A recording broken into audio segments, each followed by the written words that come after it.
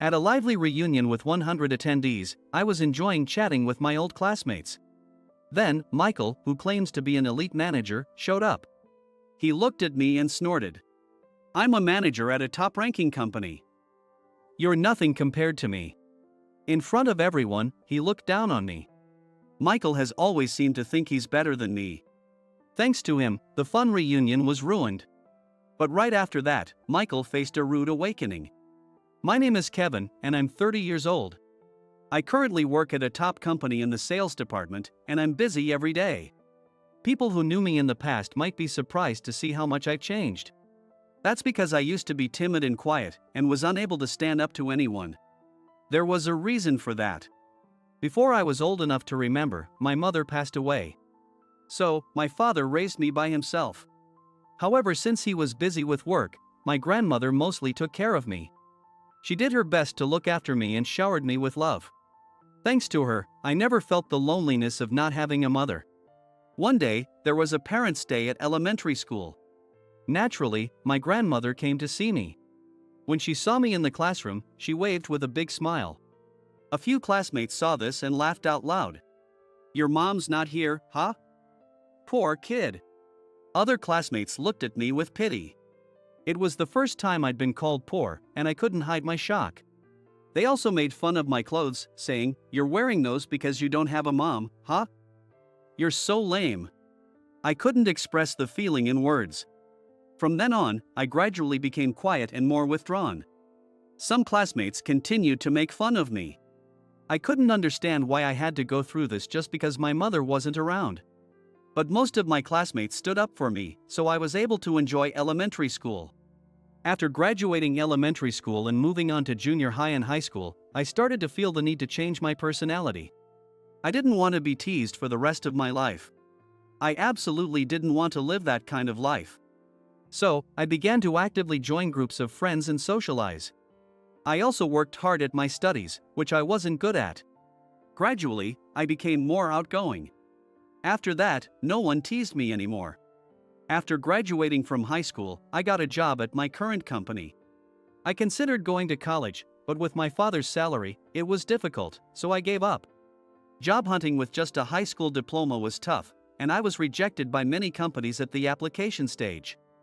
But I didn't give up and eventually got an offer from my current company. I worked with the intention of dedicating my life to the company that hired me. Fortunately, neither my colleagues nor my superiors looked down on me for only having a high school diploma, so I was able to focus on my work. I was grateful for that environment every day. 2 years after starting my job, I attended my coming-of-age ceremony. My grandmother bought me a fine suit for the occasion. "Kevin, you look great. I can't believe my little, weak grandson has grown up so much. I'm so happy." She said so with tears of joy. I was deeply moved as well. I vowed to become the kind of person who could repay my grandmother for all she had done for me. Entering the large venue for the coming-of-age ceremony, I saw it was filled with new working adults in formal attire. I scanned the area for any familiar faces and soon a few classmates approached me. They were my classmates from elementary school. My heart raced with excitement at seeing them after such a long time. But then, I saw the person I least wanted to encounter. That person was walking straight towards me. I instinctively looked down. "Kevin. Long time no see." It was Michael, my classmate from elementary school. He placed his hand on my shoulder as he spoke. I flinched by reflex. Seeing my reaction, Michael started laughing. "You're still as timid and weak as ever. So, which college are you attending? Whose fault do you think it is that I'm like this?" I felt a bit of anger but answered honestly. "I'm not in college. I'm working now."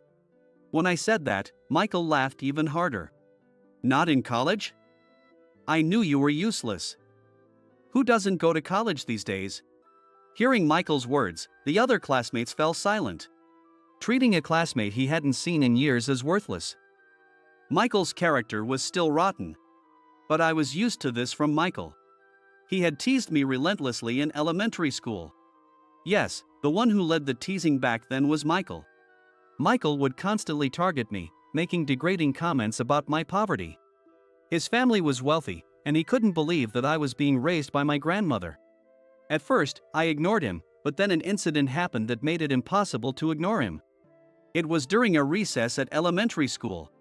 Suddenly, Michael started shouting that his wallet was missing. Bringing wallets to school was against the rules. So none of us, including me, even knew he had brought one. But Michael claimed someone had stolen it. The thief is someone in this classroom. Then, unbelievably, he accused a classmate of being the thief. The classroom fell silent. And from that moment, my nightmare began.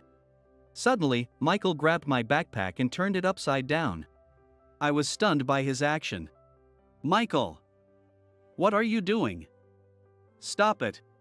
Despite my protests, Michael didn't stop. He emptied my backpack and started going through my desk. "The only one poor enough to steal my wallet is you. Give it back." I hadn't taken Michael's wallet. I couldn't understand why I was being accused and felt utterly confused. Hearing the commotion, the teachers came into the classroom. After we explained the situation, they urged Michael to look elsewhere. But Michael insisted. "Kevin stole my wallet. He hates that I'm rich." What a thing to say. I had never envied Michael. Who would want to be like someone so rotten? I remember feeling my body heat up with anger. But in the next moment, Michael found his wallet inside his own desk. Everyone around widened their eyes with surprise. Despite having accused me of stealing, Michael laughed as if nothing had happened. "There it is. Thank goodness." I almost got in trouble with my mom for losing my wallet. What was there to be thankful for? I had almost been falsely accused of theft. But Michael didn't care about my feelings and didn't even apologize. Seeing this, the teacher asked him to apologize to me, but Michael uttered something shocking. "Kevin is poor, that's why he was suspected. It's not my fault. It's Kevin's fault for being poor and motherless." I couldn't believe my ears. Why did I have to hear such things from Michael? I decided to avoid him as much as possible from then on. At that moment, I made a vow to myself. However, since we were in the same class, Michael continued to bother me. Each time, it was a miserable experience. After graduating from elementary school, I thought I was finally free from Michael. But running into him again at the coming-of-age ceremony was really unfortunate. As I remained silent, my classmates tried to help me out. Working instead of going to college is impressive. Hearing this, Michael snorted. "What's so impressive about that? He probably just didn't want to study. Unlike you, I'm studying business at a top university. Shows how much smarter I am than you." I wanted to get away from Michael as quickly as possible, so I decided to just listen to him without reacting. A top university? That's impressive, Michael. But deep down, I didn't mean it at all. My classmates seemed to understand my true feelings and started to ignore Michael's boasting as well. Michael, satisfied with his bragging, finally walked away. I thought I would never see him again. I felt relieved from the bottom of my heart. But fate was cruel. 10 years later, I turned 30. To celebrate my grandmother's 80th birthday, I took her to a high-end seafood restaurant. The restaurant was a hidden gem in an alleyway, known only to a few. Knowing my grandmother loved seafood, I was sure she would enjoy it. With excitement, I walked in with my grandmother. The restaurant was cozy with only counter seating, run by a single owner chef. My grandmother was impressed by the place. "Is it okay to dine at such an expensive place?" my grandmother asked me worriedly. The owner chef smiled at my grandmother's words. "Today's your special day, madam. Don't worry and enjoy anything you like." My grandmother happily started ordering. Every dish the chef prepared was delicious, and our conversation flourished. Seeing her so happy, I thought about bringing her here again. As I was thinking this, the restaurant door suddenly swung open. A loud voice came from behind me. "Fancy meeting you here. It must be fate, huh?" I turned around, recognizing the unpleasant voice, to see Michael grinning with a woman by his side. My heart sank. Running into him again, especially during this celebration, was truly unfortunate. I decided to leave before my mood was completely ruined. Just as I was helping my grandmother up from her seat after finishing our meal, it happened. Michael started talking about himself again. "This is my fiancée. We're getting married soon. You might recognize her." He introduced the woman standing next to him. She looked somewhat familiar, but I couldn't place her. Then Michael continued, proudly. "It's Alyssa, the cutest girl in our elementary school class. Don't you remember? Maybe you didn't care because you were such a gloomy guy." Alyssa. Oh, that's right, I vaguely remember her. But it didn't matter to me at all. "Congratulations," I said, trying to leave the restaurant. But Michael wouldn't stop talking. "If you want, I can introduce you to someone good too. Though, they'd probably hate a dull guy like you." I couldn't believe he was belittling me in front of my grandmother. I was shocked that Michael's character hadn't changed at all in 10 years. My grandmother's face turned worried in an instant. I could see the owner chef watching us anxiously from behind the counter. I started shaking with anger and, without responding, hurried out of the restaurant with my grandmother. I didn't need Michael to introduce me to any women. I was seething with rage. Once outside, my grandmother looked at me with concern. "Did something happen between you two?" He was being very rude. To ease her worries, I lightly explained that Michael had teased me in elementary school. "He's always been like that. He's not worth worrying about. I'm better than him now." Hearing this, my grandmother looked relieved and began to smile. "Kevin, you've become so strong. You used to come crying to me over the smallest things. You've really grown up." "Come on, Grandma, I'm 30 now," I replied, laughing with her. Despite Michael's unwelcome appearance, the birthday celebration turned out to be very enjoyable. But I couldn't shake the feeling of unease. Why did I keep running into Michael, someone I didn't want to see? Was this some kind of fate? I hoped I wouldn't see him again. Seeing him always brought me down. But fate was not so kind. A few days later, I was at work as usual. It was a day for outside sales. As I walked with my colleague Mark, I saw Michael ahead of us. I was speechless at my bad luck. Again, I thought, trying to walk past him without being noticed. But Michael spotted me. He immediately approached and started talking. "Your company is around here? I can't believe a high school graduate like you found a job. Must be a third-rate company, no need to ask." Michael sneered at me. Mark, who was with me, was shocked at Michael's words. "Yeah, my company is just over there. It might be a third-rate company," I responded, trying to end the conversation. Michael laughed again. "That poor company, stuck with a useless, dull guy like you. No wonder their performance is poor. I should lend you some of my brains." Here we go again. Michael just couldn't resist looking down on me. I was too exasperated to even respond. Mark, standing beside me, looked irritated and said, "Kevin, we need to get going. It's a waste of time dealing with someone like him."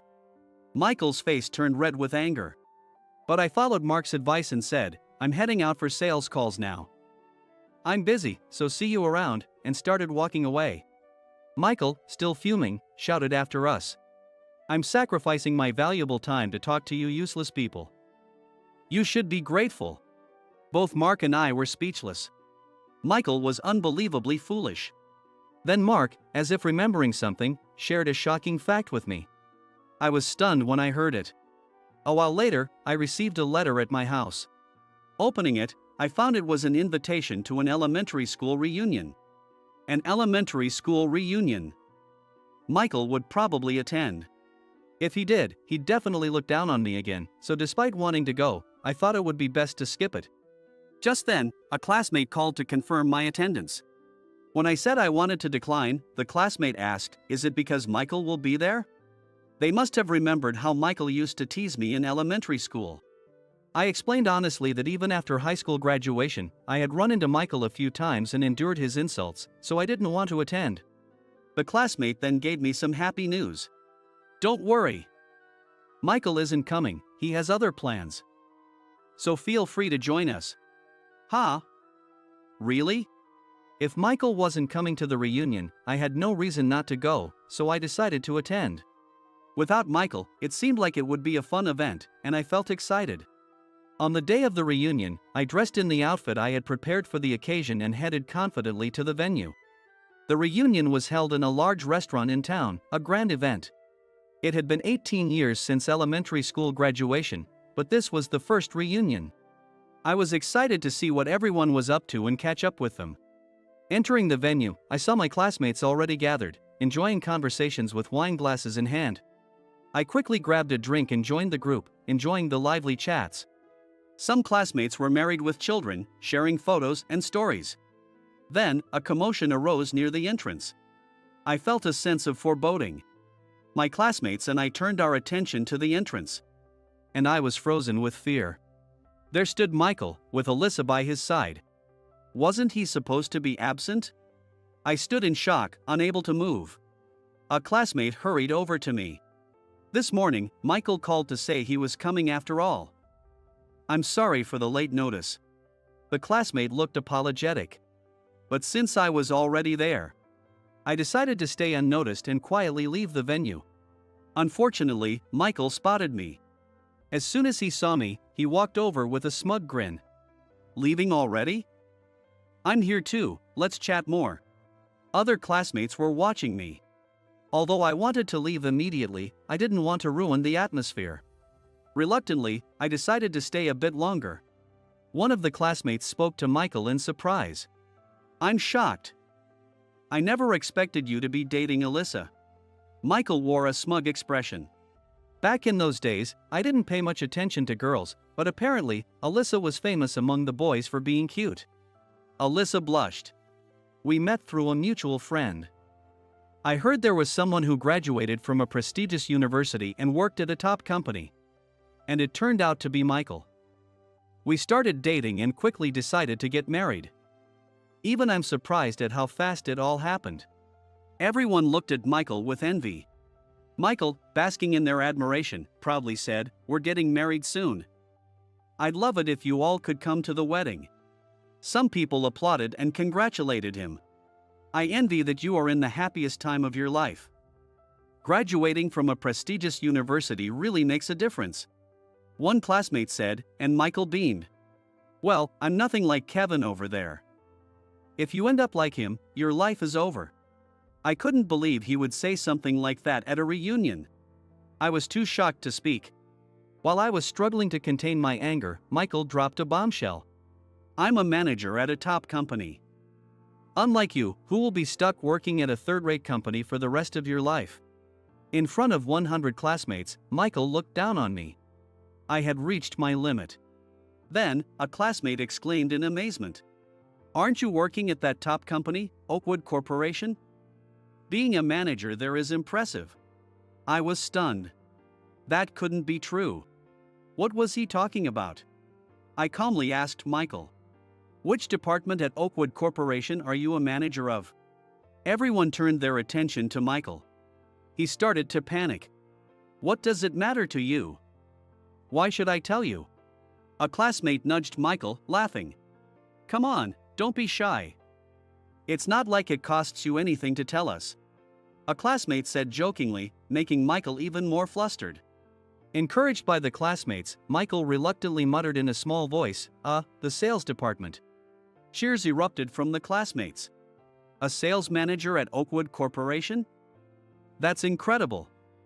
The sales department there is known for being highly competitive. Way to go, Michael.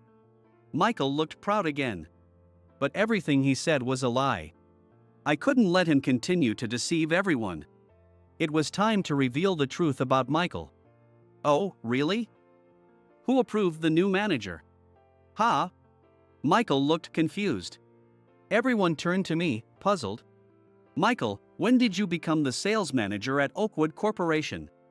Michael glared at me. About 6 months ago. Why do you care? Even if you're jealous, you'll never work at Oakwood Corporation. Our classmates were holding their breath, watching the exchange. I couldn't help but laugh. What's so funny? Because, Michael, you becoming the sales manager at Oakwood Corporation is impossible. And you saying I could never work there is quite ironic. What? The room fell silent. Then, I revealed the truth. I'm the sales manager at Oakwood Corporation. My classmates stared at me with wide eyes, clearly in disbelief. No one seemed to believe what they were hearing. Michael seemed too shocked to speak. There's no way. You're just a high school graduate. High school grads can't work at Oakwood Corporation. You must be at some third-rate company. I showed Michael my business card, which I happened to have with me.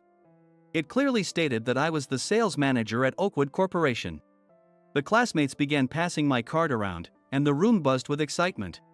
Michael's face turned pale and he started to tremble.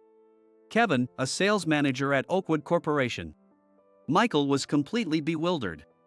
Indeed, Oakwood Corporation doesn't hire high school graduates now, but they did when I joined. I started in the sales department right out of high school. Michael looked even more shaken, almost collapsing. Yes, I actually work at Oakwood Corporation.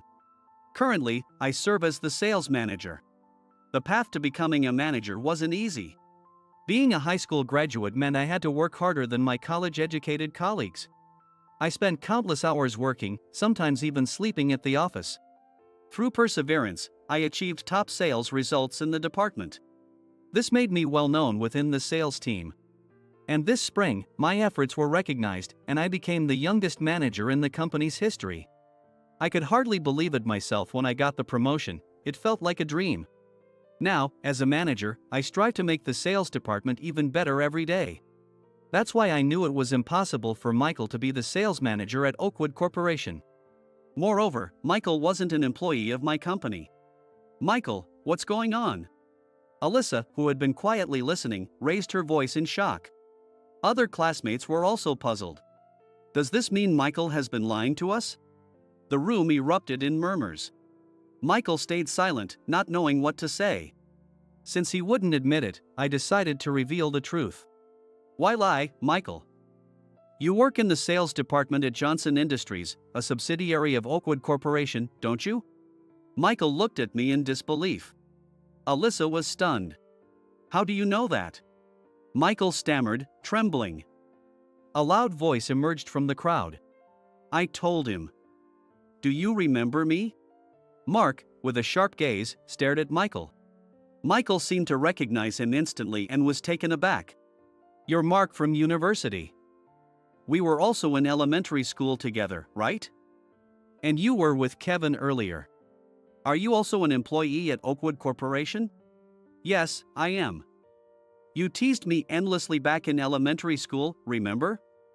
When I found out we were going to the same university, I was really upset. But you seem to have forgotten all about me. Now, I'm working in the sales department at Oakwood Corporation. The classmates were in an uproar. Mark was actually my colleague. After graduating from University, he joined Oakwood Corporation. And he became my subordinate. Mark also grew up in a household without a mother, just like me. Because of this, Michael had bullied Mark in the same way he bullied me. Mark hated Michael and had tried to avoid any interaction with him from that point on. Unfortunately, he ended up at the same university as Michael but was in a different department, so he managed to graduate without being bullied. However, while we were out on a sales call, we ran into Michael. At that moment, Mark revealed that he had gone to the same university as Michael and told me about his job. Wait a minute, Mark graduated from University, right? So Michael also went to University? But didn't Michael say he graduated from University? Michael started to get flustered again. Alyssa looked like she was about to cry, tears welling up in her eyes. Michael had lied to us about graduating from a prestigious university, and also about working at a top company. How much did he need to boost his ego? Unbelievable. Where I graduated from and where I work is none of your business. Stop meddling. Michael finally snapped and started yelling. The classmates around us were stunned into silence. Don't boast about lies. Think about how Alyssa feels. Mark blared at Michael. But Michael didn't back down. Alyssa loves me. It doesn't matter whether I went to school or where I work. We're connected by true love. He said this with such a confidence. How could he say that after boasting with such false credentials? Alyssa stood there in shock and began to cry. You lied to my parents too. We've even had a formal engagement. How are you going to take responsibility? I hate liars. I can't marry you. Our classmates surrounded Alyssa, looking at her with pity. Michael was stunned by her words, his previous bravado gone. He started pleading to Alyssa. Alyssa, you said you loved me no matter what. I admit I lied about my background, but please don't say that. But Alyssa refused to even look at him. Of course. I wouldn't want to be involved with a liar even if I were in her position. Consider the engagement off. I can't do this anymore. Alyssa said and left the reunion hall. Michael desperately ran after her, leaving the venue as well. The hall fell into a stunned silence. I can't believe Michael was lying about all of this. At least the truth came out now. Alyssa would have been miserable otherwise.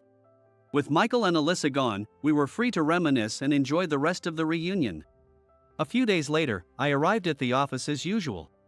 There, I saw Mr. Johnson, the president of Johnson Industries, and Michael. I figured it was about the recent event. With that in mind, I approached the two of them. As soon as Mr. Johnson saw me, he began to apologize. I am deeply sorry for the trouble Michael has caused. We had no idea he was using your name to boast about a false position at Oakwood Corporation. Mr. Johnson looked sincerely apologetic. We truly had no idea he was lying about being the sales manager. Michael, apologize properly. Mr. Johnson urged Michael to apologize. But Michael, sulking, didn't move. Yes, Michael had been boasting in various places that he was the sales manager at Oakwood Corporation. Mark had discovered this and reported it to Johnson Industries. I was just joking around. Kevin and I are friends, so it's no big deal. Michael showed no sign of remorse. I had reached my limit. Michael and I are not friends. Since he shows no remorse, I expect appropriate action to be taken. When I said this, Michael turned pale. Mr. Johnson began to panic. Of course. We will consider Michael's position when we return to the company. Come on, Michael. Let's go. Michael suddenly stood up and clung to me. Kevin. I apologize for everything. Please, I'm begging you. I ignored Michael and walked away. It's too late for him to apologize now. He needs to deal with the consequences of his actions. Later, I heard through the grapevine that Michael and Alyssa's wedding was called off. Additionally, Mr. Johnson fired Michael from the company. Michael is now desperately hunting for a job, but in this small town, his reputation has quickly spread, and no company is willing to hire him. It seems it will be very difficult for Michael to find a new job anytime soon. But this is the natural consequence of involving so many people in his lies. Whatever happens to Michael from now on is none of my concern. I will continue to live my life with my head held high,